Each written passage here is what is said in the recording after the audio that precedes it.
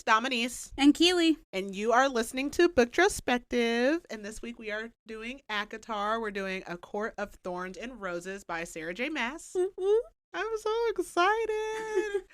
I am so excited, you guys. So this is the first book I read that was my introduction into fantasy. And I have done all of the currently released Sarah J. Maas, Massiverse, whatever you want to call it, books.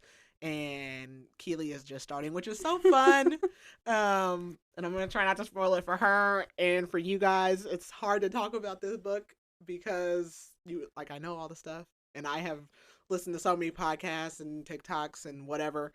But I'm so excited. So before we talk about that though, Keely, how was your week? My week has been good. Been really good. Yeah, I got posted up on the TikTok shop for the blind dates with the books, and it's really taken off. Yes. So check her out on TikTok. Yes. It's been really busy, but been a good week. How about you? It's been good. I've been very productive at work. I've been getting a lot of stuff done. Yeah. I've just been productive. I think I said that last time too, which is funny, but I was in a slump for a while. So I ordered all my kids' Christmas stuff except 80%. And a lot of it's already got delivered. It's just all in my front hallway wrapped in Walmart bags. So I was like, I'm getting stuff done. I'm getting ready to try to get into the holiday spirit. I hate the abrupt shift from literally it's Halloween and then midnight. It's strong left turn. Literally I woke up on November 1st and the first TikTok I saw was Mariah Carey. It's her breaking out of the ice and she's like, it's time. Oh yeah. I'm like, Mariah, please. Can I have 5 more days? I don't know. But yeah, so I'm trying to transition, do my mom thing and get into the spirit. Going off of that, so are you... Okay, I'll preface this by saying I'm not good when it comes to gifts. I buy gifts and I'm like, yeah, this is for Christmas. And then immediately I'm like, do you want it now? I will give you it now if you want. If you don't, I'll wait. But if you want it, I'm okay with giving it to you. I hold out. I want to give it because I love giving gifts. I am a gift giver. Mm-hmm. I don't really care so much about getting gifts, or it's that. Not the gift. I like the intention more, but I love to give gifts. So I want to, but I don't. I hold out because I like the surprise of it all. And yeah, I can't. I saw this thing where it was oh yeah, buy one gift for the person every month, and then by the end you have I'm like, that sounds cool and everything, but I could not wait, a whole year. I don't know if I can wait a whole year. No, I'm behind. Normally, I'm sick. So when Walmart used to do layaway, it always started September 1st, that, and I would that was when so I'm kind of I'm 2 months behind because I literally 2 days ago just put that order in and started ordering stuff. So normally I have my stuff done, but like I said, I've been in a slump and the economy sucks, all that stuff. Yeah. So yeah, I'm behind for myself, but I couldn't start in January and be collecting. That's not gonna work. So plus all the birthday, both my kids' birthdays are in the end of the year. That's just not gonna work. Gonna work. So anyhow, all right, well, do you have the blurb? I do. I have no idea what the blurb says and I've read it. I'm curious. Okay, once this expands. Okay. When 19-year-old huntress Feyre kills a wolf in the woods, a terrifying creature arrives to demand retribution. Dragged to a treacherous magical land she knows only from legends, Feyre discovers that her captor is not truly a beast, but one of the lethal, immortal fairies who once ruled her world. At least, he's not a beast all the time. As she adapts to her new home, her feelings for the fairy, Tamlin, transform from icy hostility into fiery passion that burns through every lie she's been told about the beautiful, dangerous world of the Fae.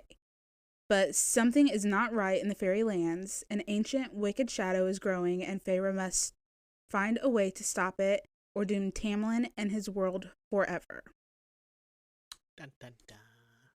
So if you don't know anything about, okay, I say ACOTAR, and I actually am only talking about the book ACOTAR. But a lot of times people say ACOTAR and they mean the whole series. But I'm gonna say ACOTAR throughout here. I'm talking about this one single book. But if you don't know anything about this book, it's basically like a Beauty and the Beast retelling, kind of ish. Kind of like a reimagining. Reimagining, yeah. And it like takes a completely different like route, and other things happen. But there's that element of it.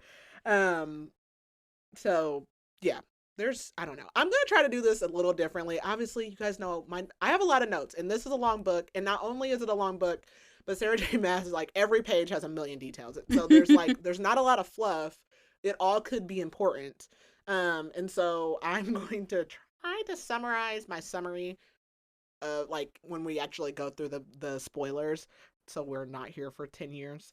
But yeah, I'm gonna work on that. But anywho, so did you have one word? I'm actually trying to think of my word currently. See, I have been pondering this all day.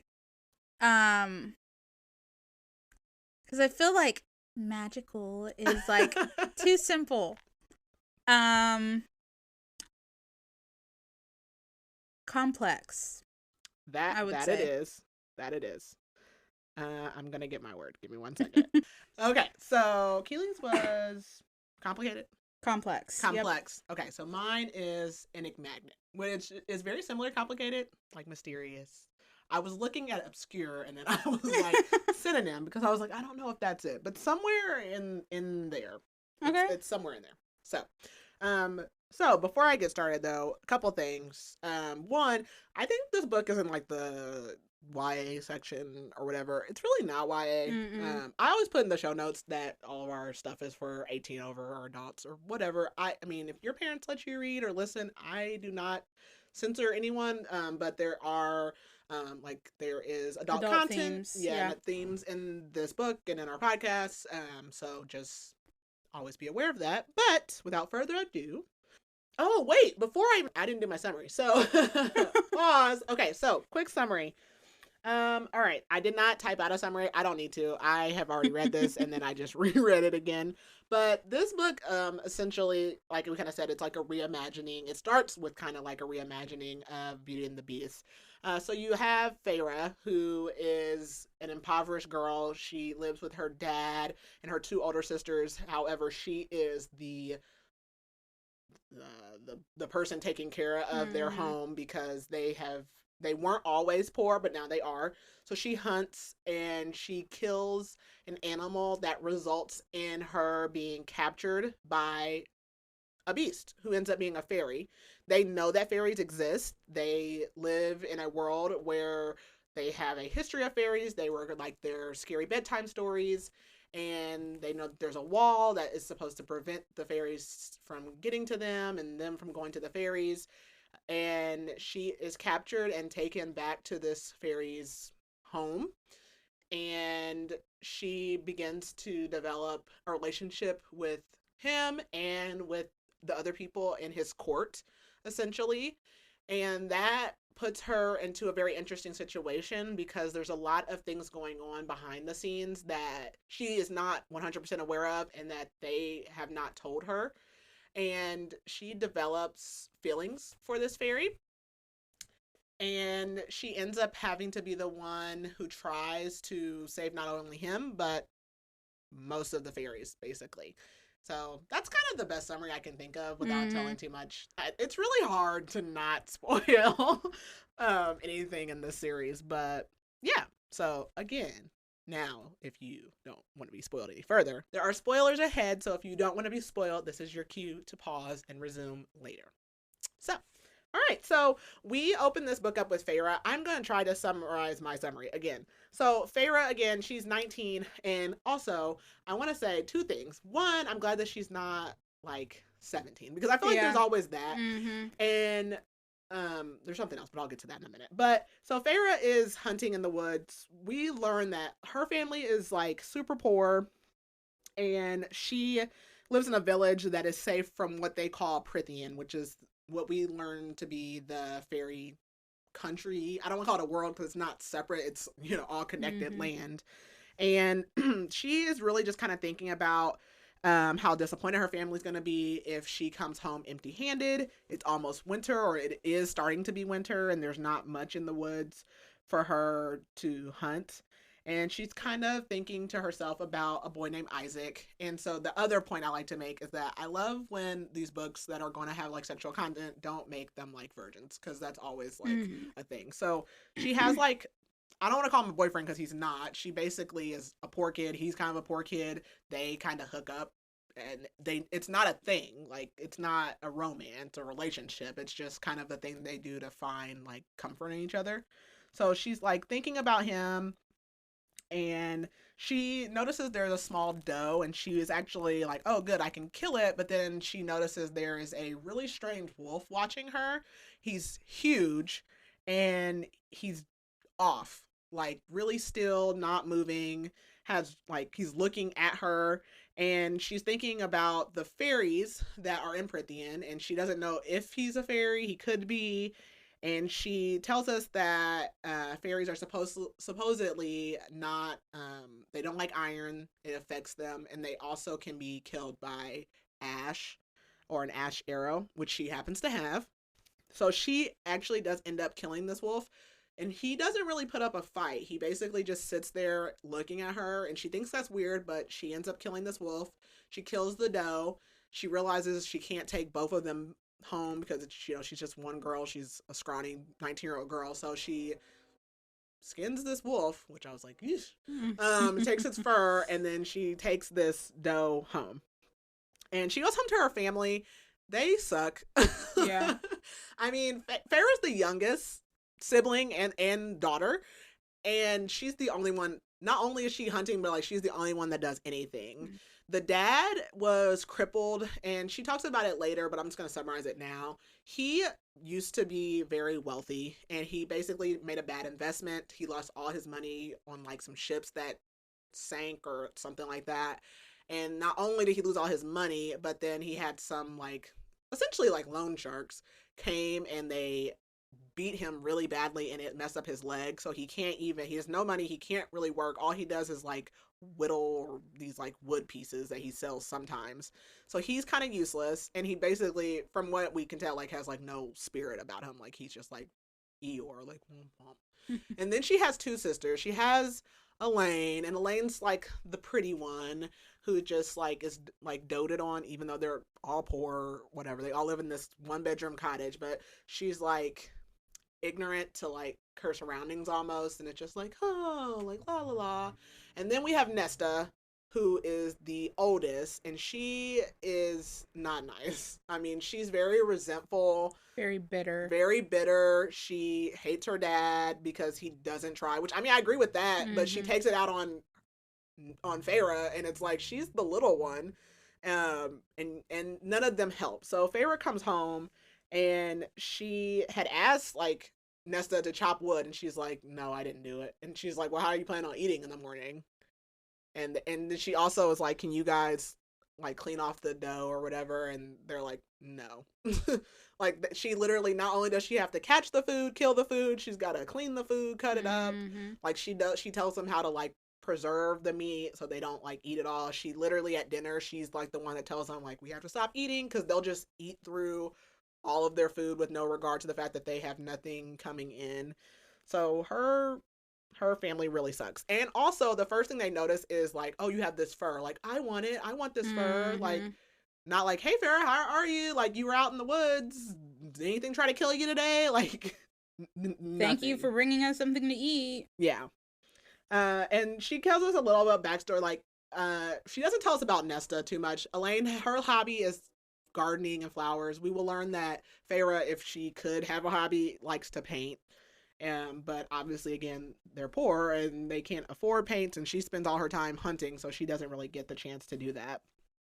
The other thing about her family that sucks is that Farrah cannot read or write. She, when they became poor, she was very young, and even prior to that, their mom, we find out, is dead. She died. It's kind of mysterious. It sounds like an illness, but she was so preoccupied with social life that she did not teach Farah or send her to school. And then when the mom died and then they became poor, no one else thought it was important for her to learn. So she has never learned to really read or write outside of her basic like letters. And that will be important later. So the next day they go to the market and she's basically trying to sell this fur, and all her sisters can think about is like, how much money are we going to get? Can you buy me something? Nesta has like new shoes and she's like, oh, I want newer shoes. Meanwhile, Farrah's shoes are like falling apart. And they see these people in the market, they called them the children of the blessed. They still worship the fairies because before they had this separation, the fairies ruled them. And so they believe that they're gods essentially, but they're kind of like gypsies or like crazy people. And this was like centuries ago. Yeah. Well, we learn why they still exist later in the book, but no one like really likes to pay them any attention. But they are in the market, and then she also meets a mercenary who ends up buying the fur for way more than what it's worth, because she basically says like, I can tell that you need it, and so she gives her the money. And the mercenary tells Farah like, don't go too deep into the forest. There basically have been like a lot of strange wolves in the forest, is what she says also. And Farah also gives us a little more backstory about the wall and Prithian and the separation. There used to be like there was a war between the fairies and the humans centuries ago, and they made this treaty, and so that's why there is this separation. So all the humans live south of this wall, and all the fairies are north of the wall. And despite my own personal thoughts and beliefs, Farah gives her sisters money and they spend it all that day. So again, like, they could not care. But that night they're at home and they hear like this growl, and this huge beast like breaks down the door of their cabin, and she's the only one that even tries to do anything. So she like grabs a knife. I don't know what she thinks she's gonna do. And he's basically like calling them murderers. She realizes he's a fairy because he's talking, and he wants to know who killed the wolf. She says it's her. He doesn't believe because, again, she's this scrawny little 19-year-old underfed girl.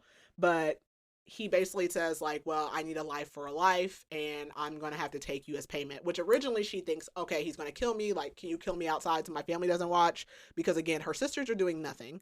And her dad is kind of begging, but, like, he doesn't make a move to do anything. He doesn't offer himself up or do anything. And the beast is like, no, I'm not going to kill you, but you have to come live with me.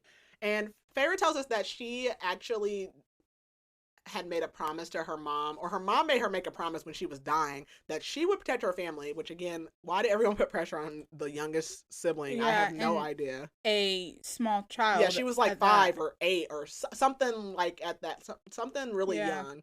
And so when this beast is trying to take her, she's like, I can't leave them. Like, I promise I would never leave them. I would take care of them. So she's thinking about that. She's really not even thinking about herself. And she starts telling them like, okay, well, do this with the meat. Like, I have to go. And she tells Nesta, don't marry this boy named Thomas because his dad beats his mom and you don't want to get into that situation. And her dad tells her, go with the meat. Like, you know, she has to go. He's like, if you ever get free, just don't worry about us. Don't come back. And she goes with the beast because she doesn't have a choice. So he takes her to out in the woods. There's a horse waiting, and they start riding. She starts asking too many questions, so he puts her to sleep with magic, and she wakes up, and they are in his court. So during this ride, she gives us a little more world building. She tells us a little bit more about Prithian. In Prithian, in the fairy world, there are 7 High Lords who have like split up the land so that they all rule over it. And she's also worried about like, how's her family going to get along without her now that she's gone. And once she wakes up, she realizes that he used it, because she didn't realize it at first, but she realizes it was magic that he used on her, and that it took about 2 days for them to get to the wall. So she's trying to like, the whole time she's like trying to make a plan of how she could escape or whatever she thinks she's going to do. But she realizes that wherever he took her is not like some terrible, awful place. So it's actually really pretty. She is in what is going to be called the spring court.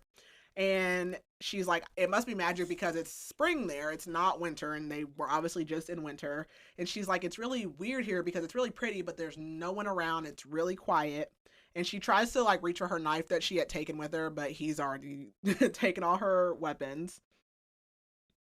And she realizes like, okay, I probably can't go anywhere anyways because I don't have any food. Like, I'm weak from the magic. So she's trying to make a plan, but she's like, okay, I'm going to sit tight. So he starts offering her food, but she won't eat because they were told that never eat fairy food. It'll make you their slave. Which is funny because she's like, well, I kind of am already his slave, but I guess it says like it'll make you their slave in mind and body. And she's like, well, I still have like my wits about me, so I'm not going to eat. So she's refusing to eat. And when he comes in and like sits down at the table, he actually transforms from like this big beast into a like beautiful man. He has blonde hair and he's wearing a mask, and she realizes he's high fae. So there's high fae and then there's like lesser fae. So there's basically like noble people and then peasant people essentially. And she's still thinking about running, and she's asking who he is. He just keeps telling her, sit down, eat, the food's fine. But he also says, like, you can leave, like, you can go anywhere. But when they kind of made this arrangement, he told her, like, you can stay at my place and there won't be anything that comes to you. Because she was like, well, I don't want to live in Prithian. Like, you guys hate humans. So I don't know, like, why she's planning on leaving, because I don't know where she's planning on going. So while they're having this discussion, another Fae comes in, and this is going to be Lucian, and he is another high Fae. He has a fox mask on. He has red hair, and he has one eye that's missing, and it's replaced by like a metal golden eye. And he doesn't realize she's there at first until he asks about Andress, who ends up being the wolf that Feyre killed. And Lucian comes in and he starts talking, and she goes with one of the servants. Her name is Alice, and she goes to take a bath because they're like, you look terrible, girl. And she realizes that everyone is wearing a mask, because even Alice, the servant, has a mask on, and she doesn't know, like, is this a fashion thing? Like, why do they have masks on?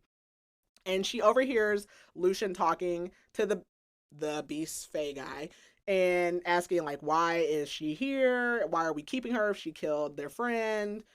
And the Beast basically says, like, her old house was like a hovel, is what he calls it.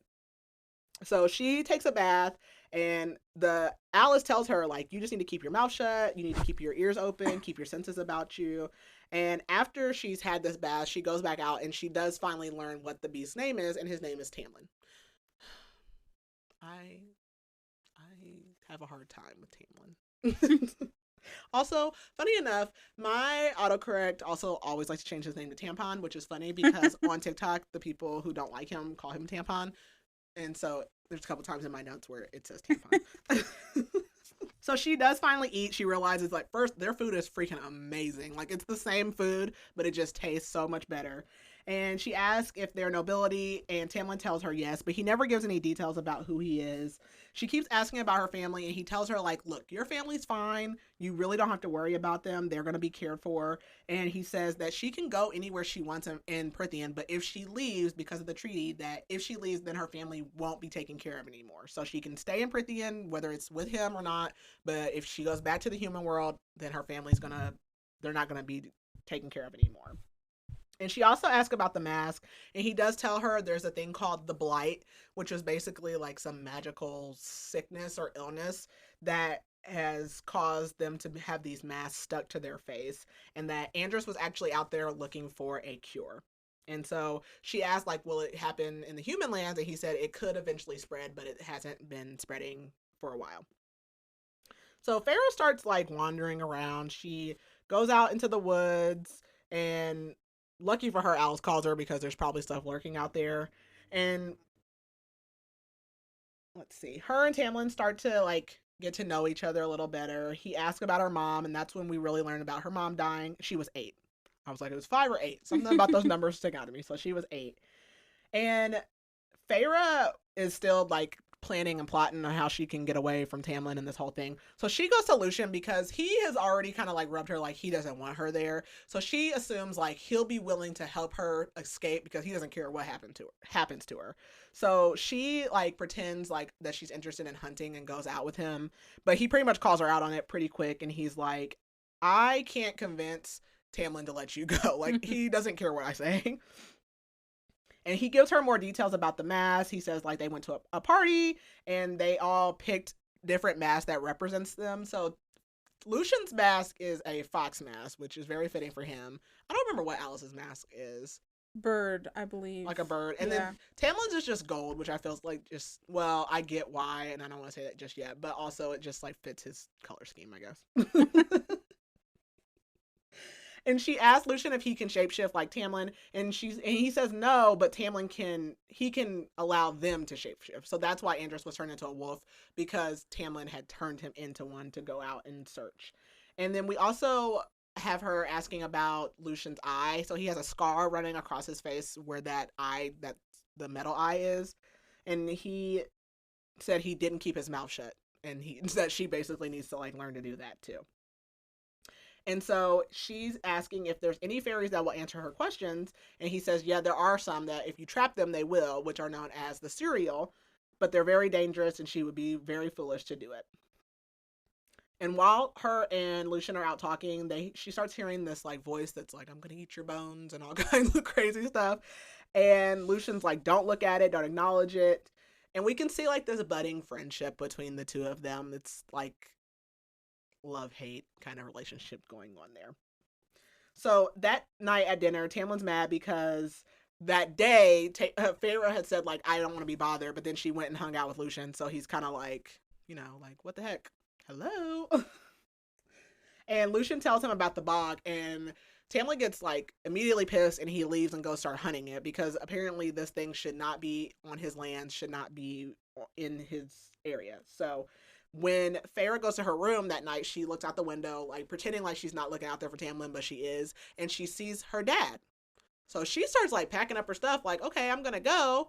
And she like starts sneaking out, and Tamlin's like, where are you going? And she's like, well, my dad's right there. And she's like, I want to go home. I need to fulfill my promise. And he's like, you need to look again. And so then like while she's looking at her dad, he turns into like a pile of like a bow and arrow, and then he also turns into something else. And Tamlin tells her this thing is called a puka, and it basically shapeshifts into like whatever desire you have, so that it can trap you and kill you. Which is one of the reasons why Alice was telling her like, you need to keep your senses about you, like don't believe everything you just see immediately. So Feyre kind of like she like hangs out around like this. She's there, like she's in the spring court probably for like 3 or 4 months for for the first half of this book. So throughout that time, like she does a little eavesdropping. She hears Lucien and Tamlin arguing. Lucien's telling Tamlin like, you're almost out of time. He tells Tamlin that he has a heart of stone, and that he's going to seal all of their fates. Tamlin's talking about how he can't stomach doing what his father did to quote unquote them. So we don't know who he's talking about, but she's like listening to these conversations, even though they know that she's out there, because the Fae have like super heightened senses. They can hear, see, smell, everything. She also steals a knife from dinner. And Tamlin's like, are you ever gonna like use this knife? And she's like, it's been like weeks. And she's like, oh, I didn't know that you knew that I took that. And he finally, like, he starts spending time with her. So Tamlin takes her to the study in his house, and he uses a little bit of razzle-dazzle, a little bit of magic, and he can, like, light all the candles. It's kind of, okay, I relate everything to Vampire Diaries. But it's like when Bonnie's like, Incendia. So he can light all the candles, and she has this plan or thought that she wants to write a letter to her family to like warn them about what's going on. But again, homegirl can't read, can't write. So, okay, whatever. So she starts spending a lot of time in the study, and she finds this mural, which is kind of like the story of Prythian. So we learn that it all began with this cauldron, and then there was the fight with the humans and the Fae. Fae is short for fairies, sorry. I'm probably going to use those words interchangeably too. So Fae, fairies, whatever. And it also shows a map, and the map shows how all of the High Lords' courts are broken down. So again, there's 7 High Lords. She's in the spring court. There's summer, autumn, winter, and then there's the dawn, day, and night court. And the night court's at the very top Even though all of Prithian is north of the wall, the night court's at the very top and the spring is at the very bottom. So spring is like right at. So Feyre decides to ask Lucien how she can trap the cereal that he told her about, and Lucien's like, "Well, I'm not gonna tell you, but if I was going to tell you," and then he like drops all these little hints. And he basically says like you have to have a bow, a knife, you need to like set up a snare, and then it like slaughtered chickens, and if you catch it and then you have to let it go, you got to run across water because it doesn't like to cross water. And he basically is like, and then I might be generous enough to like listen. So if I hear you screaming, I'll come and help you. So she does just that. She goes out and she traps the cereal.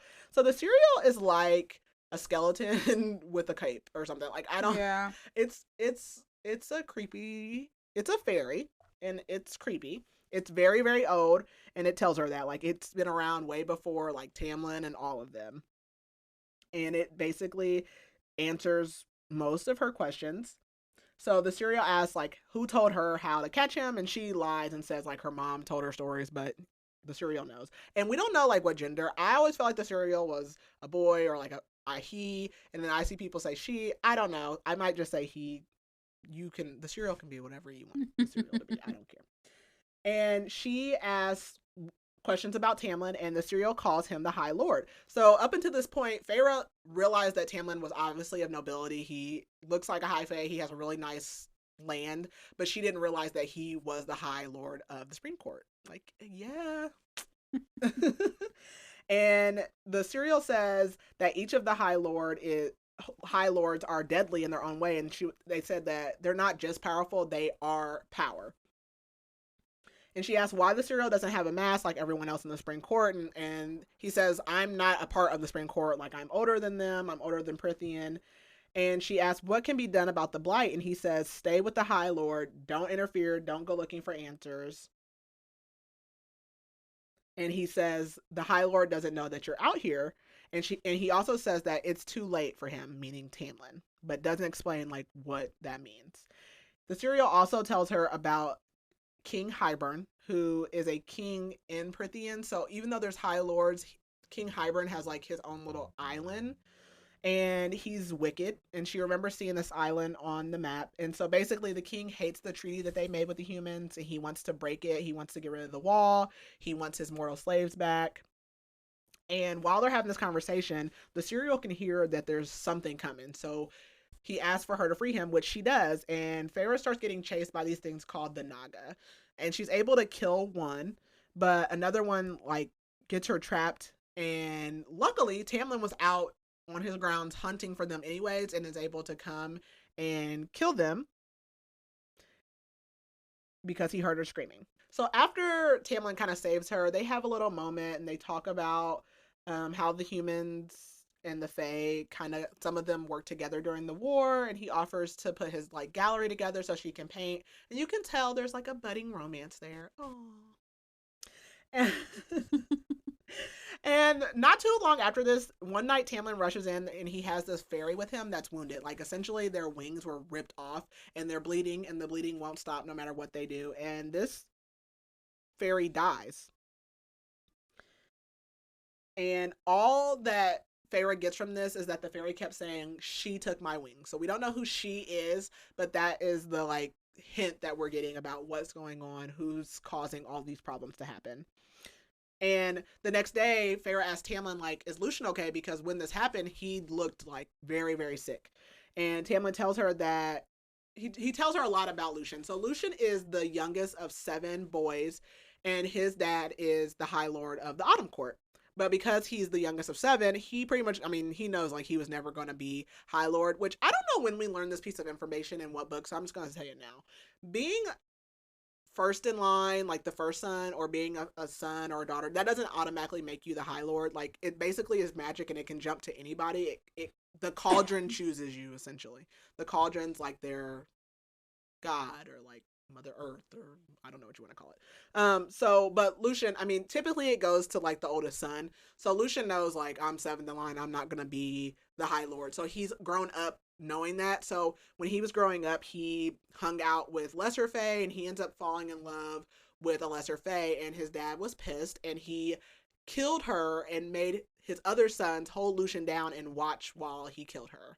So Lucien like essentially like abdicated. He left the autumn court, Yeah. and he came to the spring court because Lucian had been around all the other courts, and Tamlin took him in, but 2 or 3 of his brothers tried to kill him, and Lucian and Tamlin killed 2 of them. So there's only 5 brothers left now, including Lucian. But no one messes with Lucian now because of Tamlin. But that's why Lucian is in the spring court. During this time, we also get an apology from Lucian for sending Feyre to the to the cereal, and he does admit that he kind of hesitated when he heard her screaming, so he didn't immediately come and help like he said he would. But we can kind of see their relationship continuing to grow, and also we see more of a romance growing with her and Tamlin as well. We also see Feyre finally starting to have a little bit of resentment towards her family because she's kind of like they didn't do anything to save me. They haven't tried to come and get me. And they don't miss her. It doesn't seem like they miss her. And she kind of expresses that to Tamlin, and Tamlin starts to tell her a little bit about his family. We learned that all of his family was killed by another High Fae family, and he was spared, and so that's how he became High Lord. And then he lets us know that there's an event coming up called Calamai, and I love Calamai. But it's basically the spring ceremony that they use to regenerate their magic every year. He doesn't really give her a lot of details, but he does say there's going to be other fairies from other courts in the manor and like everywhere around. So he tells her she's not invited. And while they're like walking out on the grounds one day, he has to have her hide because he senses that there's somebody on his land, and it ends up being what they call the Adder, which is one of the bad fairies. And he hides her. They use what they call glamour, so he basically magics her away in plain sight. And they have a conversation with the Adder, him and Lucian, and Feyre's just doing a little bit more of her eavesdropping. So we move on to Calamai. And Tamlin tells Feyre, like, no matter what, you need to stay in your room tonight. Don't come out. Lock your door. We know Feyre doesn't listen. So Feyre hears some drums, and she didn't eat dinner, so she's, like, out walking around. And she sees, like, a bunch of fairies, like, lining some path to a cave. And 3 of them grab her because they're like, oh, you're human. And while this happens... Dun, dun, dun, dun, so... she's about to get got by all these fairies, and then she sees the most beautiful man that she has ever seen in her entire life. I love Calamai so much. This is my favorite part in the whole book. Okay. So this stranger comes up and saves her, and he says, I've been looking for you. So he basically pretends that he knows her, and he makes the other ones skedaddle. And she says everything about this stranger radiated like he was sensual and ease. He had violet eyes that twinkled with amusement. He's so beautiful. So he asks, like, why are you here? And she's like, oh, I'm friends with some fairies. And he's like, why did they leave you alone? And she said, well, they went to go get refreshments. And he knew that she was lying because he said, well, the refreshments are far, far away. And she asks if he's a part of the spring court. And he goes, do I look like I'm a part of the spring court? And laughs. And he does not have a mask on, by the way. So he's not a part of the spring court. Come on, Feyre. Like, put your 2 and 2 together. So she does ask why he's there. And he says all the monsters have been let out of their cages tonight. And he's free to roam where he pleases until dawn. And he disappears. And Lucian sees her and, like, panics, comes and grabs her, throws her over his shoulder and, like, runs her inside and into her room. And she's like, there's not even anything going on. And he's like, that's not the ceremony. And he's like, if Tamlin finds you, and then he, like, cuts off. And she's like, what? And he says, like, this whole thing is basically what they call the Great Rite. It's the official start of spring in Prythian and in the mortal world. And their crops depend on the magic to regenerate tonight. And he says each of the High Lords do it every year, but it's very special because Tamlin obviously is the High Lord of the Spring Court. So what Tamlin has to do is he has to allow this great and terrible magic to, like, take over his body, and he turns into this hunter, and he kills a stag or something. And then all of these, like, female fae are, like, lined up, and that's who she saw, and they're, like, hoping to get chose because he basically has to pick one of them and sleep with them, and that encounter will regenerate life for the next year. And he tells her, like, he won't be himself. He won't even know his own name. Like, the magic will consume him. And so all Feyre is like, well, who's the girl gonna be? And he's like, no one knows until he chooses her. So Feyre's disgusted. And Lucian's like, it's an honor.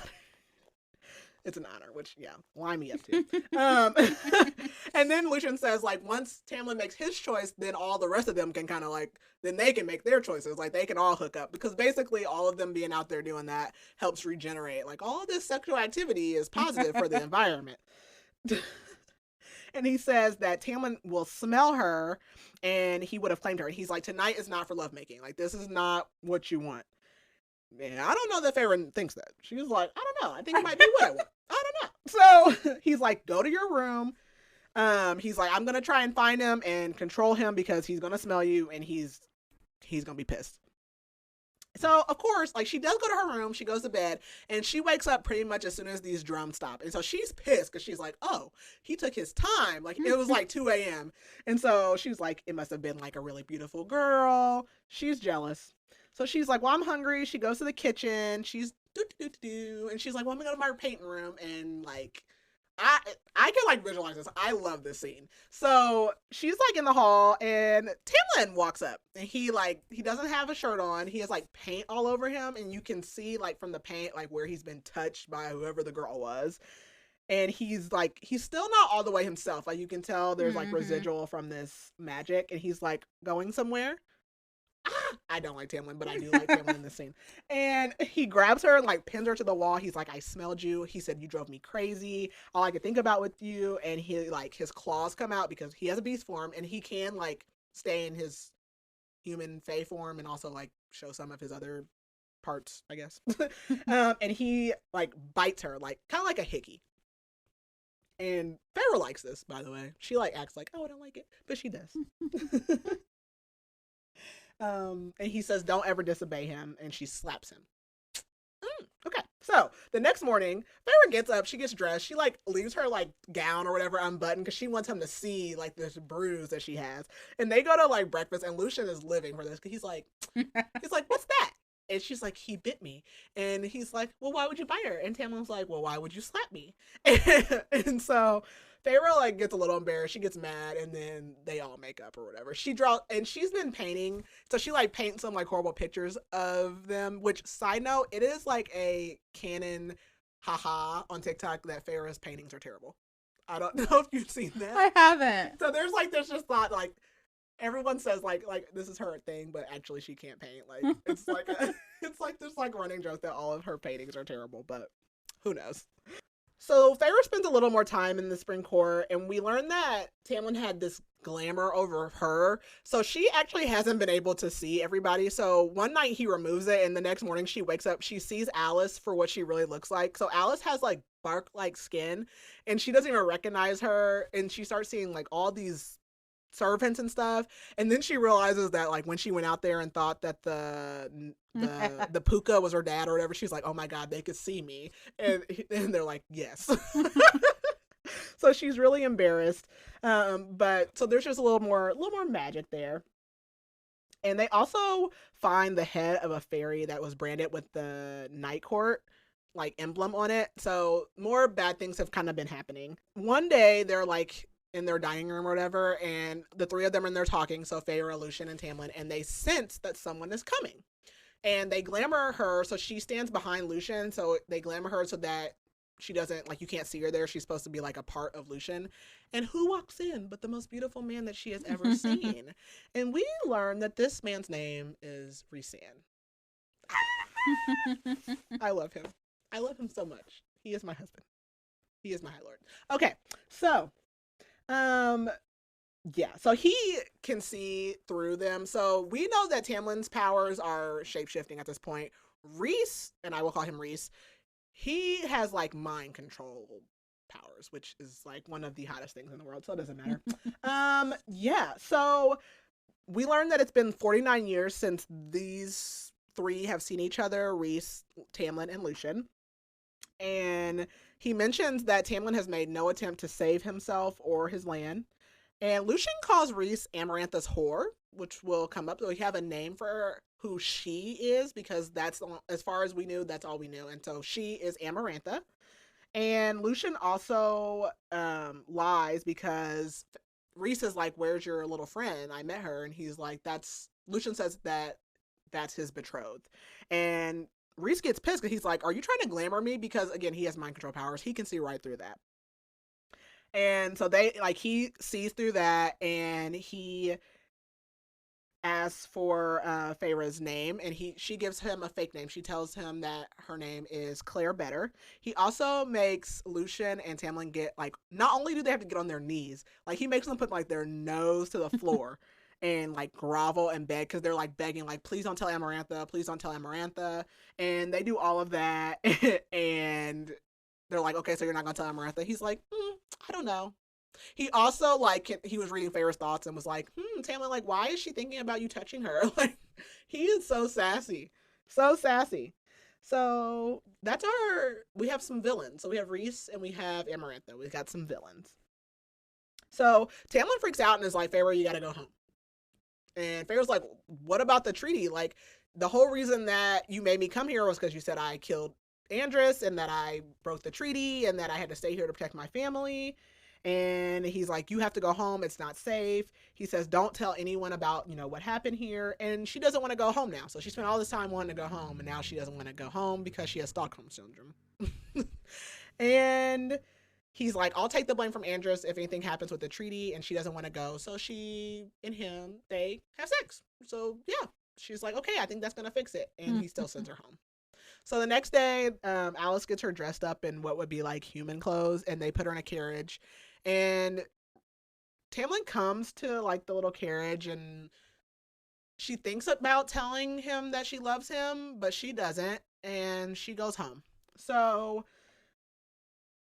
when she gets home, it's a new house. Her family was very well off. They're rich again, and they don't even recognize her when she gets there. So the story that they know is that she went to go take care of a sick, rich aunt, essentially, and that's why she's been gone. And we find out that Nesta was able to resist the glamour, because that's what Tamlin used. He basically glamored the family. But Nesta has, like, a strong iron will, and she resisted it. So Nesta carries around, like, a piece of the table that Tamlin had kind of destroyed when he came and took Feyre, and the paint was, like, not the same color, and so she went and tried to go to the wall, but she couldn't get through. So she knew that Feyre was not with this aunt. Like, the aunt doesn't even exist. Like, that's not even a real thing. But Elaine thinks it is, and the dad thinks it. And the dad throws a ball for Feyre to be back. Feyre could care less, but she's like, whatever. I mean, she's not. The funny thing about her is when she comes home, she's like, they're just so human. Like, girl, you're human.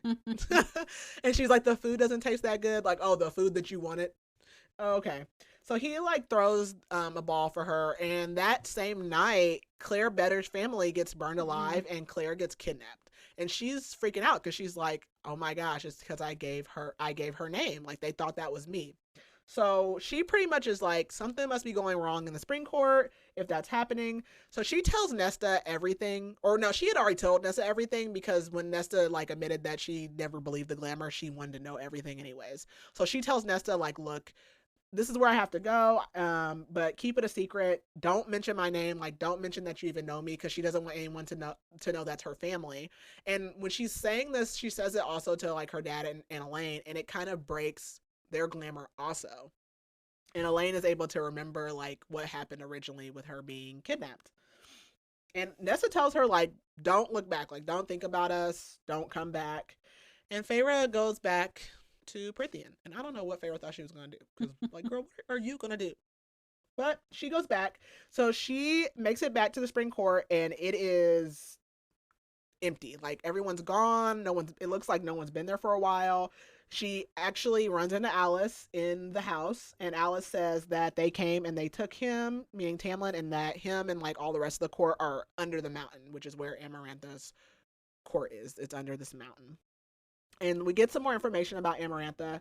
She's the High Queen of Prithian, and she placed a curse on this land 49 years ago. So Feyre's like, what do you mean? Like, there's High Lords. And she's like, well, she's the High Queen. So Amarantha actually works for the King of Hybern. And 100 years ago, she was working with, like, Hybern and with Tamlin's dad, because he was also evil and wicked to the humans. And she basically tried to act like she changed her ways, and she got on the side got in good with the High Lords, and she made herself High Queen, essentially. And 49 years ago is when the curse started with Tamlin and really all the other High Lords. And Alice also tells her how Amarantha hates humans. Essentially, Amarantha's sister fell in love with a human named Jurian, and Jurian betrayed her during the war and killed her. So then Amarantha killed Jurian and turned his eyeball into a ring and wears his bone, like his finger bone, as a necklace. So she's a wonderful lady. And the reason that Tamlin and all the Spring Court wear masks is because she tricked Tamlin and the whole Spring Court into coming to a masquerade ball. Amarantha is the one who took out Lucian's other eye. They had sent Lucian to her as an emissary, and she had to beat him really bad. He lost his eye. So she threw this ball and was like, "Oh, I'm sorry. Let's make amends." She wanted everyone to wear masks, and she had all the High Lords there as well. And that's when the curse started. So she gave them this potion that made the mask stay on, but it also took basically all of the High Lord's power. So the power that Tamlin has is like a drop of what he should have. And Alice says Feyre, you're such a stupid girl. And she says, you could have freed him, but you were blind. And Alice is like, we couldn't tell you directly about the curse. So they've been dropping clues to her the whole time, which is why Alice said, you need to keep your ears open, your eyes open. And basically, Amarantha hates or is mad at Tamlin. She doesn't hate him. She's mad at Tamlin because, again, Tamlin's dad was her friend. So she's kind of a predator. And because she's watched Tamlin grow up. But she has the hots for Tamlin. She wants Tamlin. And Tamlin, after, probably even before this, but after what she did to Lucian, was like, I would rather be with a human than be with you. And then he kind of talked bad about how her sister got killed. So she gets pissed and she curses him, in addition to all the other stuff that's going on. And the curse was basically that he had 7 times 7 years, so 49 years. He had to find a human who hated fairies and that would kill a fairy unprovoked. And then he had to take that human and make her fall in love with him and marry him. And that would break the curse. And so we learned that that's why Andros was over the wall. So Tamlin had been sending his workers, his friends, over the wall throughout the last 49 years as sacrifices because they didn't always come back. A lot of times they got killed by men or other older women, people that he couldn't marry. And they couldn't provoke them. So that's why Andros just sat there and let Feyre kill him. And they had to truly hate fairies, which Feyre did. And Alice is like, all you had to do was say that you loved him, which is the callback to when he sent her away and she was in the carriage and she was like, well, she was thinking about it, but she wouldn't say it. And Alice also says that the reason that they have the mask stuck to their face is because Amarantha didn't want his beauty to win over anybody either. So she stuck the mask to his face, which I'm pretty sure Tamlin still looks nice, around the mask. You should have made him stay in beast form or something. And I'm going off of TikTok today, the masks are a hot thing right now. That's true. Yeah, that. And again, Tamlin's mask is it's literally like a masquerade mask. It's just like the eyes, and it's like see-through. That's just from what people it's have drawn. Calling back to the Cinderella story with when they're Hilary oh, Duff. I don't know who you are. I can see everything about you, but besides the skin around your eyeball. Right. I can see everything. Why didn't she make him stay in beast form or something? I don't know. That was poor on her part, but whatever. And then Alice also tells her that Amarantha has killed a few of the other High Lords, which they have new High Lords in these courts now, but she had killed the High Lord of the Day Court, Summer Court, and Winter Court for rebelling. So all of those 3 courts have newer High Lords since they rebelled, and that all of the other courts are under the mountain. The only reason that the Spring Court isn't is because Tamlin had this curse that he was trying to break. And now that he ran out of time, now everybody's under the mountain. I'm like, dang, how big is this mountain? Right. So she's like, Alice, show me how to get under the mountain. Alice is like, girl, no, what are you going to do? But she does. She shows her an entrance, and Alice tells her, don't drink the wine. Don't make any deals unless your life depends on it. And even then, don't make any deals. And she says, don't trust anyone, even Tamlin, because everybody's not what they appear to be or not themselves. And she also tells her there's one part of the curse that we still can't tell you because it seems like Amarantha doesn't want you to. So you still need to like keep your ears open and your eyes open and try to figure it out because there's still something else. So Feyre sneaks down here, and the adder, that bad fairy that she had seen when Tamlin glamored her, he catches her and drags her to the throne room. And Lucian's in there, Tamlin's in there, and they're with Amarantha. And Tamlin is like a bump on a log. Like he just sits there, he doesn't react. And she sees that Claire is nailed to the wall. Like she's been beaten. Her fingers are like all different directions. She's been burned. Like they did her bad, bad, bad, bad. So Feyre has all of this guilt. And Tamlin is like, I don't know who this girl is. I've never seen her before. I mean, I understand, but like, dang. So Amarantha is like, she's amused by her coming down here trying to save Tamlin. And she makes her a bargain. And she says, you can solve my riddle, which she doesn't tell her what the riddle is right away. Or you can do 3 tasks to prove your loyalty and you can have Tamlin and his court back. And Feyre says, like, as part of the bargain, she wants the curse broken and she wants the court free as well. And Amarantha says if she solves the riddle, she can leave immediately. Or they all can leave immediately. And she says that the task will be 1 task every month at the full moon. I'm like, dang. Right. Really dragging this out. Can we speed this up? And then when she's not doing her task, she'll like be in a cell. And Feyre agrees. And before they take her to the cell, the adder, like they beat her and break her nose. So that night, Lucian sneaks into her cell and he's like, why are you here? Like, what's wrong with you? But he does heal her broken nose. Amarantha brings her back to the throne room and tries to get Lucian to tell her what Feyre's name is. Because at this point in time, they don't know what her name is. They know she's not Claire, but they don't know. She asked Rhys, like, what her name is too, because Rhys is the one that said it was Claire. And Rhys is like, I don't know. Like, they all look alike to me, which he know good and well. Like, he knows. And we also see Lucian's like whole family there because she's basically going to have Rhys torture him because again, he has mind powers. He can't, it's not just reading minds. Like he basically can like melt your mind and like turn it to goo. Or like Feyre also like she always says it's like a talon is like tapping at her brain. It's really weird. So before they can really do anything to Lucian, she does go ahead and just say like, my name's Feyre, because she doesn't want them to hurt Lucian. And then Amarantha also gives her the riddle. So this is the riddle. And I say it because everyone on TikTok's like, I immediately knew what it was. Well, I didn't. Because I don't know. Maybe I'm stupid. I don't know. Did you know what it was? I did not. I didn't try to solve it because I just was like, okay, whatever. Mm-hmm. But everyone's like, I knew immediately what it was. Well, okay. So this is the riddle. There are those who seek me a lifetime and we never meet. And those I kiss but who trample me beneath ungrateful feet. At times I seem to favor the clever and the fair, but I bless all those who are brave enough to dare. By large my ministrations are soft-handed and sweet, but scorned I become a difficult beast to defeat. For though each of my strikes lands a powerful blow, when I kill, I do it slow. And if I'm being completely honest, I forgot the answer to the riddle. Like, right now, I don't even remember what it is. So, I mean, that goes to show you, like, I would not have. I just stupid because everyone on TikTok is like, I know what it is. Well, I didn't. So I'll tell you that's what it is in a moment.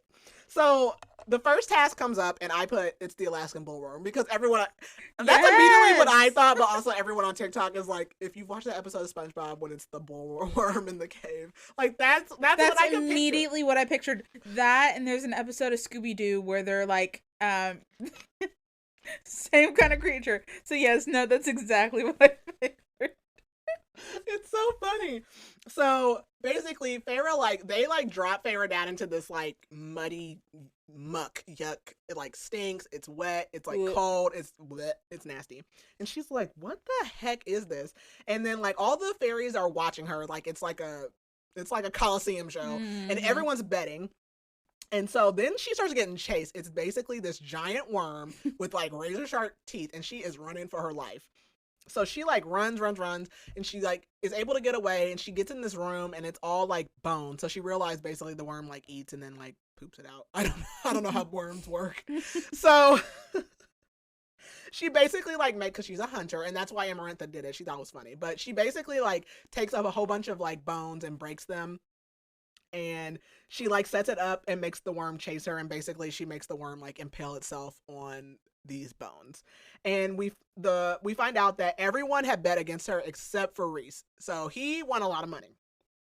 But during that test, she breaks her arm really bad, like the bone is sticking out, and they just throw her back in her cell. So she starts like, she gets sick, she starts getting a fever, she's hallucinating.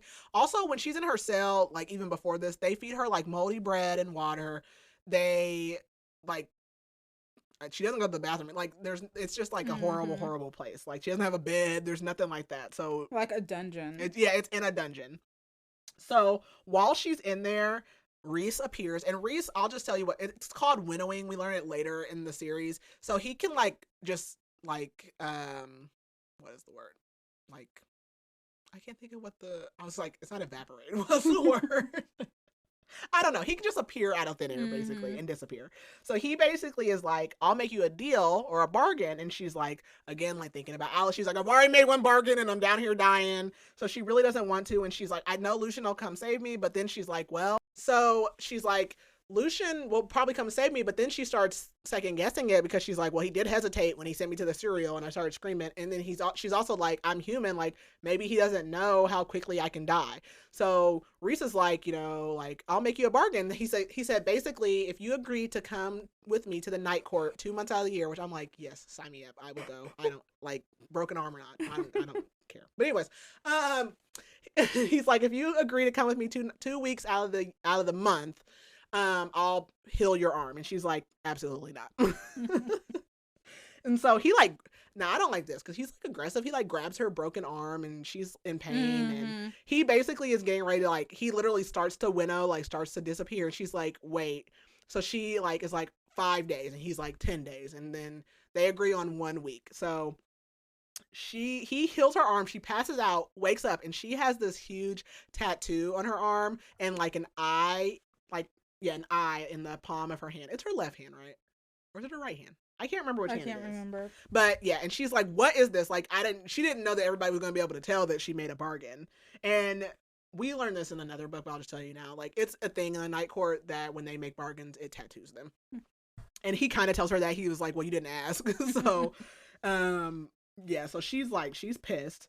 And so he leaves and her arm's healed. And also while she's in her cell in between her tasks, they make her like clean and do stupid stuff. So they make her clean her cell with dirty water. And they're like, if you don't do it, you're going to die. So she's trying to clean it. She's like, should I spit on the floor? Like maybe.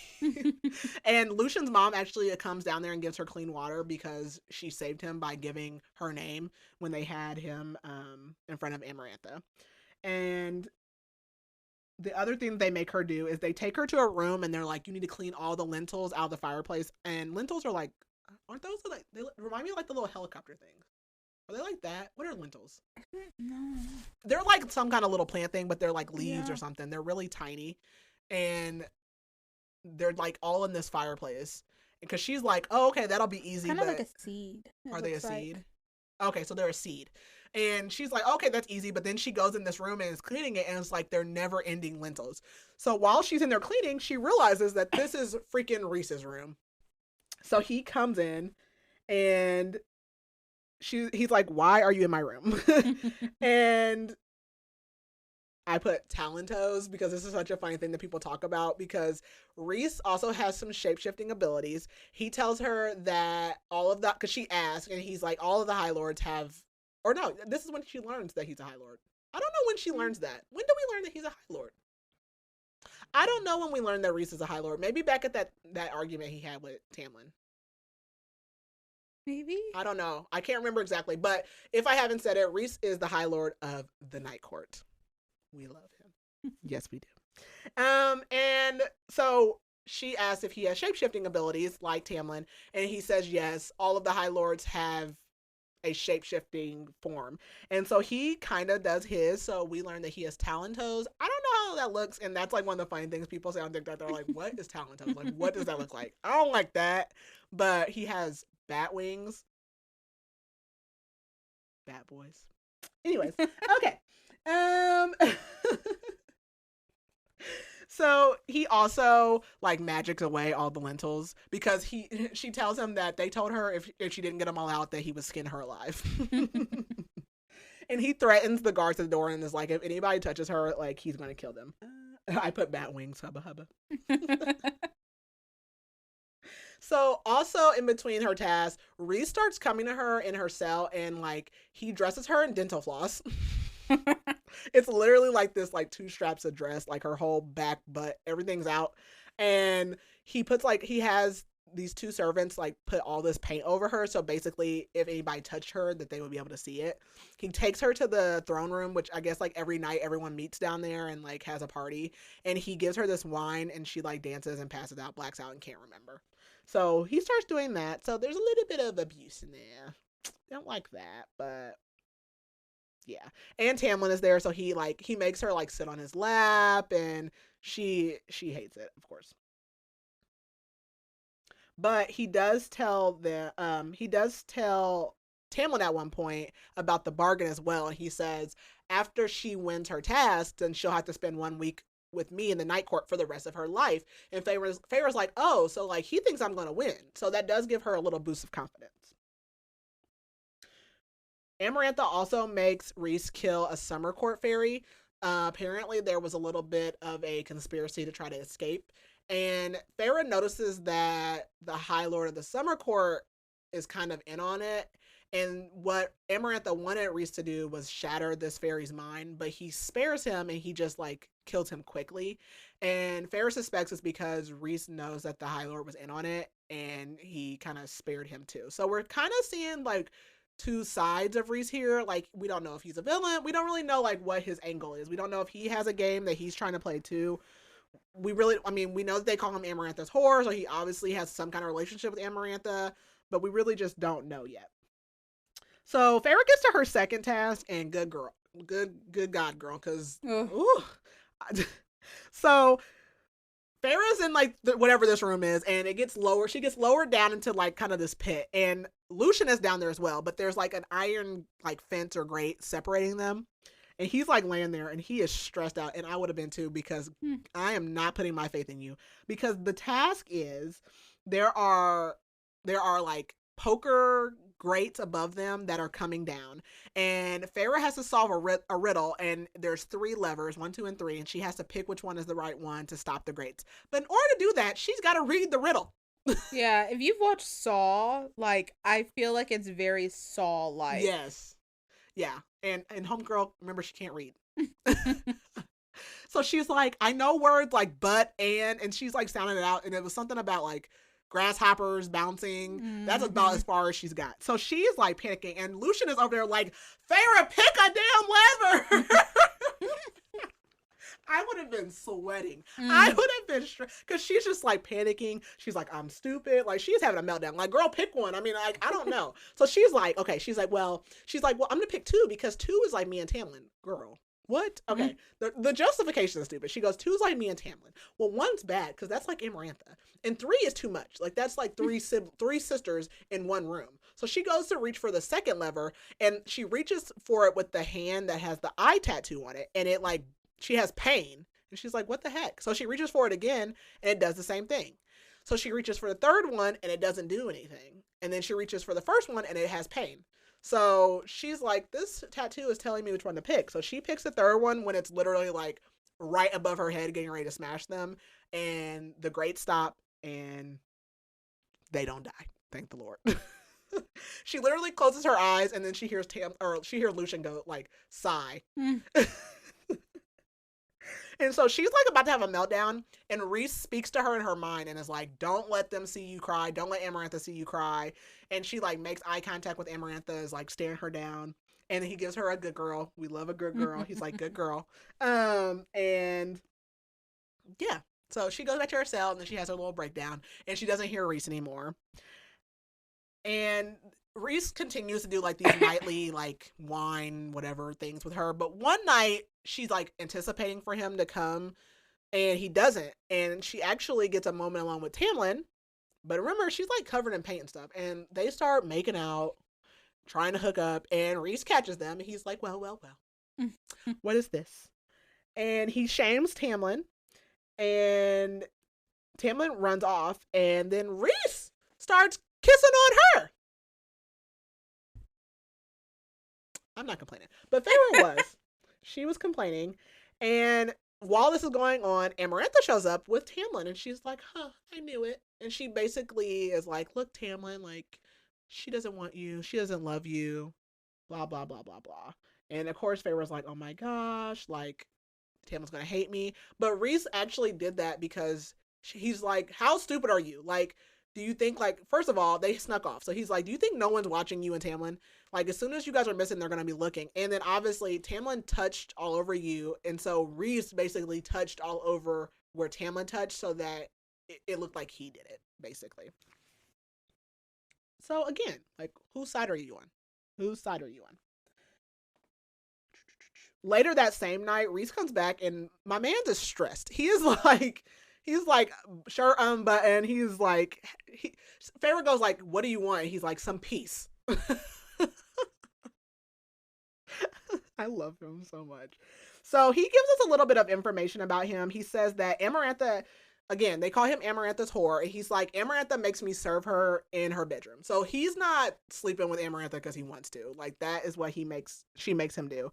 He says that his father killed Tamlin's father and Tamlin's brothers. And so because Amarantha was friends with Tamlin's dad, this is basically her revenge. So we still kind of get like more of him, just like little bits and pieces over time.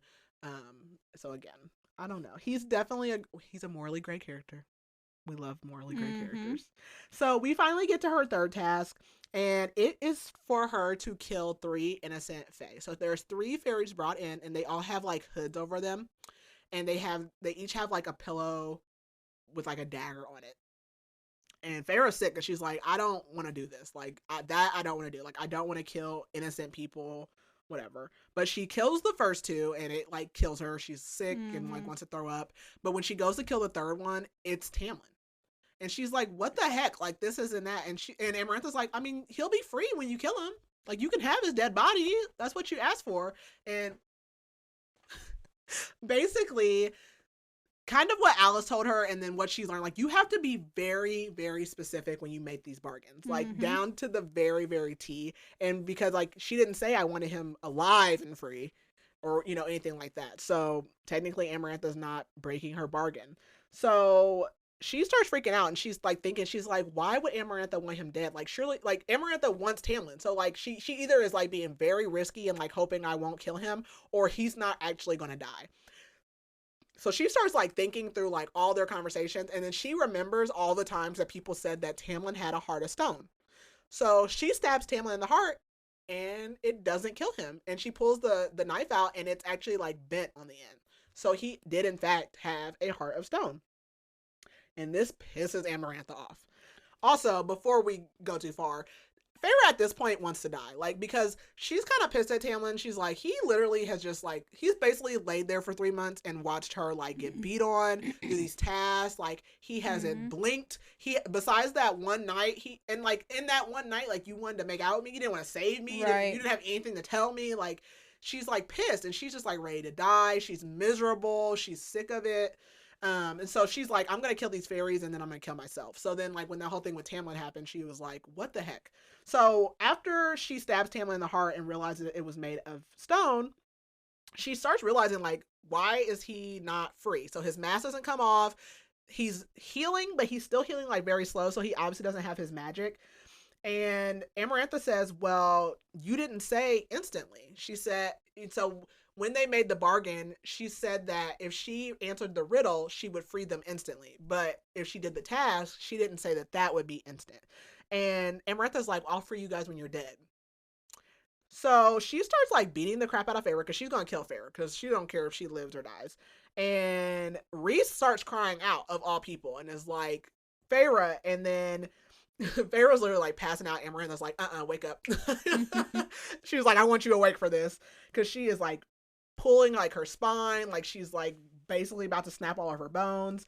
Rhys grabs a knife and tries to attack Amarantha, and she starts attacking him. Like, she throws him against walls. She does Rhys bad. And so Tamlin starts begging. Why? That's all you can do? That's all you got? You have all the strength from the last 3 months when you laid here and did nothing. So he starts like begging, like, please, Amarantha, like, I'm sorry for talking about your sister. Like, don't do this. And while this is all going on, Feyre starts like thinking about the riddle, and she realizes that the answer to the riddle is love. So love is the answer. And she goes, love. And she goes, the answer to the riddle is love. And at this point, she's like suspended in the air. Like her, like, if you can imagine, like her spine is like pulled to like the breaking point, her knees, everything are like about to pop. And she says the answer to the riddle is love. And at that exact moment, Amarantha snaps her spine. And Feyre dies. And she starts to have this like after death, out of body experience. And so she is seeing everything that goes on. So everyone's masks start falling off. Tamlin is pissed. He like beast out and he like goes for Amarantha. He like pins her up against a wall. Lucian throws this knife at her and he stabs her through the head into the wall. And then he like takes his like beast form and rips out her freaking throat with his teeth. I was like, go off, Tamlin. Could have used that a while ago. But yeah, and then she realizes that she's actually not like truly like having an out of body experience. She's looking through Rhys's eyes. And she sees Lucian's dad come over because Tamlin grabs her body and like everyone's crying. Like even the other fairies are really sad that she died. And she starts noticing that the High Lords start dropping like a gold light onto her body. And they basically say, or Rhys comes over and he drops his and he says that basically it's like an old power that their predecessors had, that they could do this. And Tamlin is the last one to do it, and he puts hand over her heart and she comes back, but she comes back as a Fae. So Feyre is back and she is Fae now. And they don't immediately leave under the mountain, which I'd never understood because I'd be out. I'd be like out, like pack it up. I don't care what happens. So they stay down there. Her and Tamlin have sex. Like, sir, we have better beds at home. We can get up out of here. But Feyre like does not want to talk about the trauma and the PTSD that she has. Because Tamlin is trying to talk to her, and she's like, I don't want to talk about it. And so they're like sleep because they're planning on leaving in a couple hours. Like, I don't understand. And she has this like feeling that's like drawing her, and she realizes it's Rhys. So she like realizes that there's actually a way outside. So she ends up kind of like on top of the mountain, and Rhys is out there. And he just wanted to say bye. And she's like, well, I mean, we have the bargain or whatever. And he's like, oh yeah, whatever. And she asks him why he helped. And he says that he doesn't want his offspring to, or he wants his offspring to know that he was on the right side, but he also says that he didn't want her to die alone.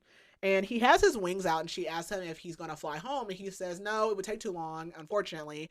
And she says that, you know, she didn't realize that he enjoyed it because the way he kind of said it to her when they were in his room was like, kind of like he didn't like having wings and stuff.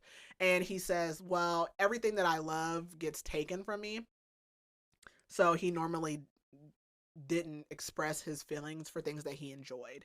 And as he is like getting ready to basically winnow away, he like freezes and he has this really strange shocked look on his face, and then he just disappears. And then she goes back to Tamlin and they leave. Tamlin seals off the whole under the mountain court so that no one can get down there anymore. And then they go home and live happily ever after. Or so we think. The end. Yay! so many theories and thoughts. Okay. That wasn't too long. All right, so where do we need to start? Oh, you know what I didn't do? I did not fan cast anybody. So that's what I was doing while I was sitting here. I'm gonna have to do that. I didn't do a single person. That's fine. Oh, so we'll start out with our ratings. Okay. I'll go first. Okay, so I give this a 4 out of 5 for a couple reasons. One, like I said, I've read the whole series, so it's just not my favorite. I was telling Keely, like, I don't dislike this book, but like I just want to get to the other ones because there's characters I like and all kinds of things like that. The other thing is there's a general like SJ Maas complaint, which I mean it's all good, but like everything happens like in the end of the book, And I mean, all of the books are good, but there's so many details. But it's like when I first read this again was like my first introduction to fantasy. I kept seeing like Akatar on TikTok. I'm like, what is it? And so I was like, okay, like it's all right. Like there's nothing big. And then I got to the end. I'm like, oh, there it was, and I loved it. So there's that. But I mean, I love like the series. I love Akatar. But it's just not my favorite. So I'll do a 4 out of 5. Okay, cool, cool. I would probably say a four out of 5 as well. I really, really, really enjoyed this. As with all the other fantasy, for the most part, I went into this blind. I knew little details here and there, but I was like, it was recommended so many times. So I was like, you know what? Let's go ahead and jump into it. And I did. And I was so happy. Because I really, really, really enjoyed it. I was mad at myself for putting it off for so long. But yeah.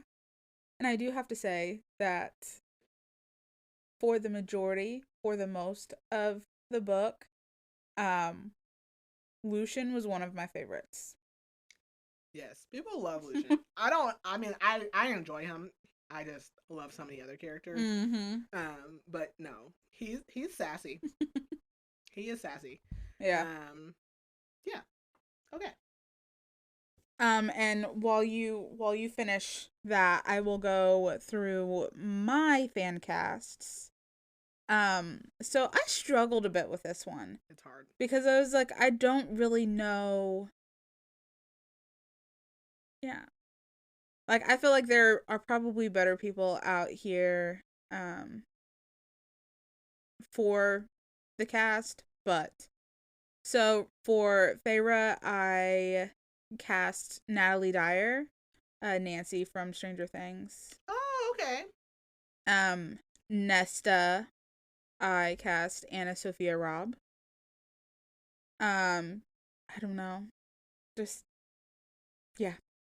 Elaine, Sydney Sweeney. She can do that, yeah. So out of all of these, the Tamlin one I felt came a little easier. But I would definitely say a young Brad Pitt. Oh, like like an Interview with the Vampire. Yeah, I don't. You've never seen No, Interview? I've not. Oh my god! No. Hold on, wait a minute. Oh my gosh! Never. That is blasphemy. I'm assuming it's good. First of all, I cannot believe that you are walking on this earth and have never, ever, ever. Let me find a good picture of him, of Louis. I am beyond myself. I'm screaming. His hair is darker, so like it would need to be blonder, but I don't know. Where's a good picture of it? I feel like it's hard because it all looks like old, like the quality of the images. Anyways, I don't know, but like he would have to be blonder. Yeah. I can't believe you haven't seen that. Oh my gosh. That's wild. Anyways, continue. Yeah, and so my last one, Reese. This one I really struggled with because I was like, I feel like he's like tall, dark, and handsome, but in like the literal sense, because people are like, oh yeah, tall, dark, and handsome, but he's like a blonde hair, blue eye, like pale skin dude. But so mine is like a mashup between two characters. And it's Matt Rife. He's fine. And Yes. Avon Jogia, I think. I don't know. He played Beck on Victorious. Okay. But I'm trying to find where is that. But yeah, so that's mine. Okay, so I just did mine right now because I forgot. But I will say that okay, I picked three. I picked those three, and Reese is really hard. I'm gonna do him last. But why are my I took screenshots. Okay, so I did for Feyre. I did and I think I used her before for something, but Danielle Rose Russell, which she's from Legacies. Hope Michelson. Okay. And for Tamlin, he dates this girl on TikTok that he is an actor, but he dates this girl on TikTok that I follow. Hold on. I wonder what he's been in. Let's see.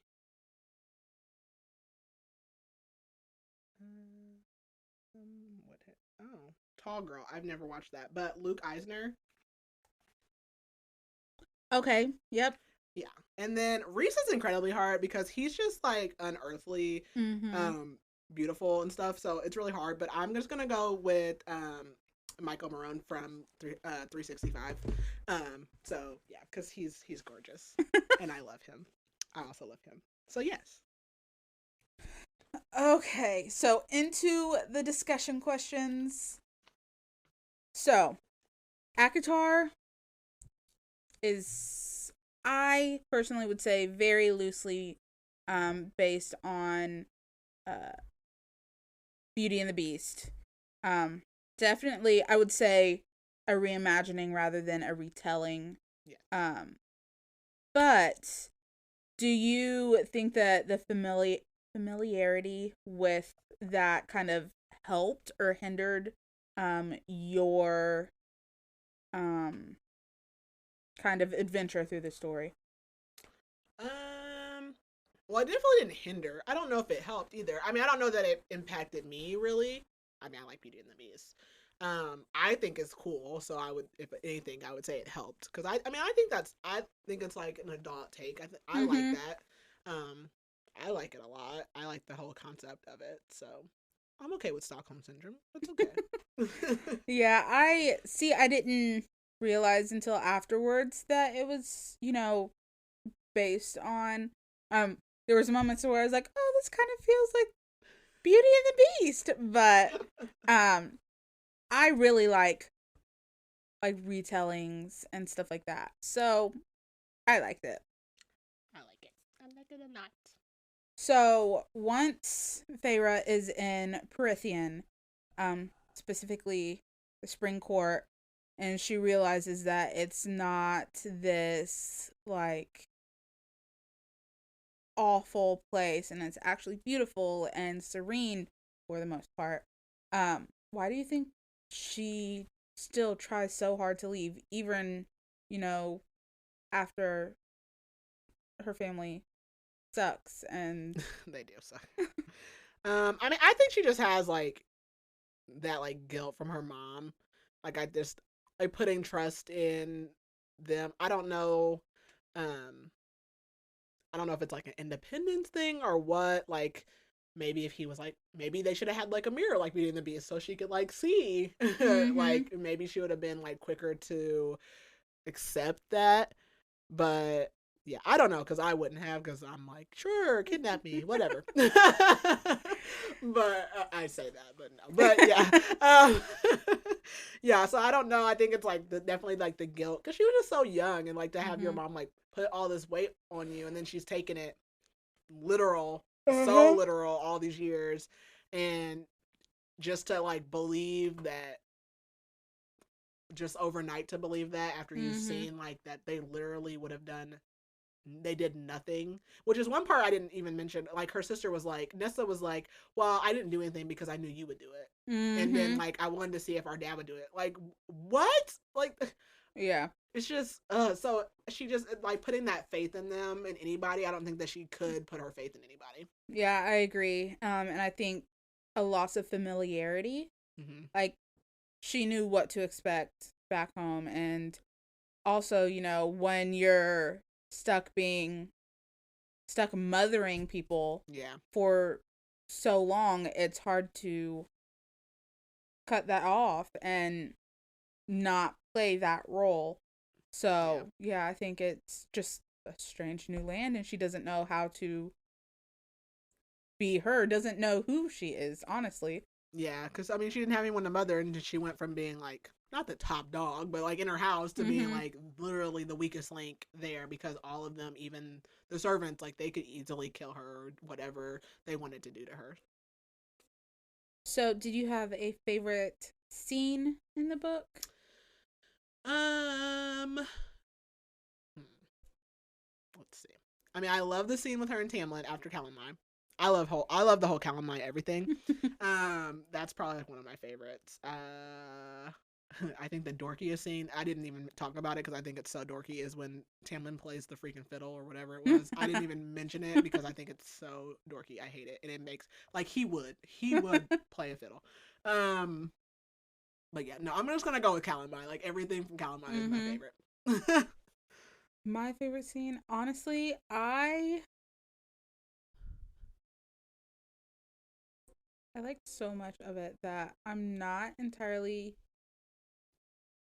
probably when he takes the glamour off and she's talking about like seeing all these colors that, you know, she wasn't able to detect with her, you know, eyes before. Probably. I don't know. I like it. And let me find one more question. If you could ask the author, Sarah J. Maas, one question, what would it be? That's hard because I know so much other stuff. I gotta think. When I was just reading ACOTAR.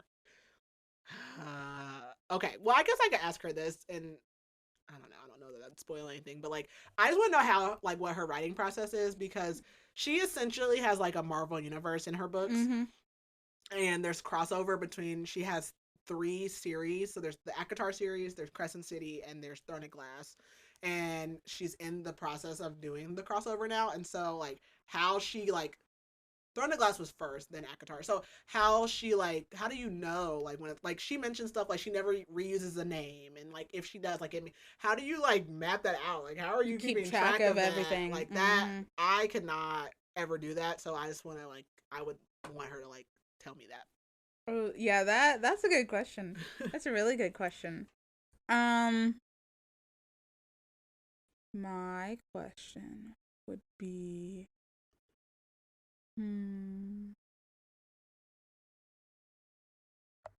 she has so many books. My question honestly would be like, does she do anything other than write and plot out books? What is your life? Because I mean, like, they're very big world building. Like, does she do anything other than that? Yeah, no, I don't know how she does it, and she's like constantly writing, and yeah, I don't know. I'm not a writer. I don't want to be because I wouldn't be good at it. So, kudos to her.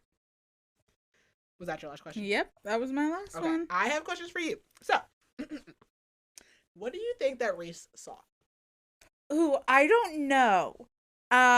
See, I have been thinking on that, and a follow-up question before I does it ever get revealed? Yes. Okay. Ooh. That is such a good question. I have no idea, but I am really excited to figure out what it is. Yes. Hopefully it's something exciting. I am. I'm very excited. Okay. So there is a thing in this like universe which Tamlin told her with like the whole Lucian thing. So Lucian, when his girlfriend or whatever got killed, he mentioned that Lucian thought that they were going to be mates. So in this world, you can date or marry or whatever, but some people, it's supposed to be rare. Some people have what they call mates, which is where they have like a physical, mental, full body connection with a person, and sometimes it's like immediate, sometimes it takes a while to develop. And Lucian thought that that was going to happen with the girl that his dad had killed. So do you think that Tamlin and Feyre are mates? See, I am on TikTok. Everyone does that. It does. So I'm gonna say no. I wouldn't necessarily be surprised if it did like wrap back around and whatever, but I don't think so. Okay. See, like, so this is a follow-up question to that. Like, I don't know that if I live in a world where I'm like, I can have a mate. Like, I don't want to be because okay, this is the other thing. I don't know if they mentioned this at all in this one, so it's not a spoiler. But essentially, like, if you develop a relationship like with somebody, but then you realize you have a mate, like your mate can come and claim you. Like, you could be married to someone, and then like some connection could set in, and then like the other person comes and claims you. Like, I don't know I would ever be comfortable dating because I'd be like, well, what if like I'm like that's I would be afraid. What if I fall for this person and really, love this person and it's all for nothing? I know. Like, we're like 5 years in and then all of a sudden somebody comes and snatches them up. I would be hurt. Okay. Last question. So, Tamlin, like, Under the Mountain. Do you think he was glamored? Do you think he was actually like just really like acting like that? Like, what do you think his deal was? I honestly think that it may have been a little self-serving. That it was just, him playing a role he thought he had to play. But honestly, I think it was just selfishness on his part. I mean, why put himself in danger for someone who likely isn't going to, accomplish breaking the curse? And yeah, no, I don't think he was glamored. Okay. I don't either. But I think Tamlin sucks, so like I don't know. Like, a lot of people are like, oh, like he's not that bad. Like, I like this relationship, and I'm like, what relationship? Like, I just in rereading it, I was like, what is this relationship? Like, they spent so essentially the whole time she was there, he was supposed to be winning her over, but it really wasn't until like the after Calamai that he even started trying to, and it's like, okay, and then they hook up literally the night, but he's sending her home. What is like that made you risk your life and go down there for 3 months and do all of that? No. No. Like, he hasn't done anything, and he's had 49 years. He hasn't done anything. Right. Like, I don't know. I mean, they said he was like trying to find a loophole or whatever. I don't know, but I don't know. So, there's that. Okay. Well, all right. So that was ACOTAR. I'm so excited to go down the rabbit hole. I don't know when we're going to do the next one. It probably won't be next month, but after that. So, I'm so excited. So, our next book next week is The Only One Left. Yes. The Only One Left by Riley Sager. I'm like halfway through that now, so I've read it twice already. So that'll be good. And then after that we have romance. So I feel like we did like thriller. So we're coming around. We're moving around. And what is that romance afterwards again? The Long Game. Yes. Yeah.